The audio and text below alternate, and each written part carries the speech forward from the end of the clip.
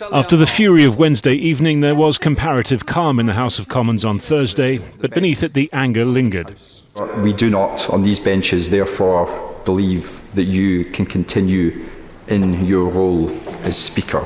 We do not have confidence in your ability to do so. The Scottish National Party says Sir Lindsay Hoyle's decision to allow a vote on an amendment by the main opposition Labour Party prevented voting on its own Gaza ceasefire motion, in its language referring to collective punishment.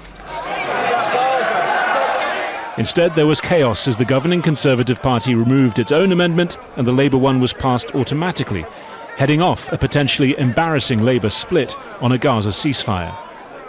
With dozens of mainly Conservative and SNP members signing a motion of no confidence in him, the Speaker again apologised, but maintained he was trying to allow a range of voting options for MPs whose safety might depend on how they voted on this issue.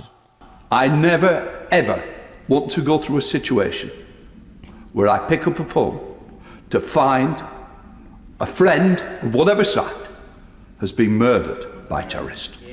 On that point, the Conservative Prime Minister weighed in. My understanding is that the Speaker has apologised for what happened and is reflecting on that. But I think the important point here is that we should never let extremists intimidate us into changing the way in which Parliament works.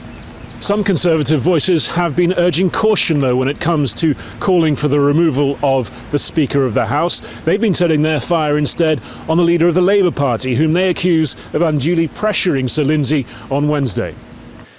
The Labour leader admits he went to the Speaker ahead of the debate, but denied that he'd threatened to withdraw support from him if he didn't table Labour's amendment. I can categorically tell you that I did not threaten the Speaker in any way whatsoever.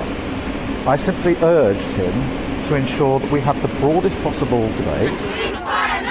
For a second day, the core issue of life and death in Gaza has been subsumed by a row about politics and procedure. Harry Fawcett, Al Jazeera, London.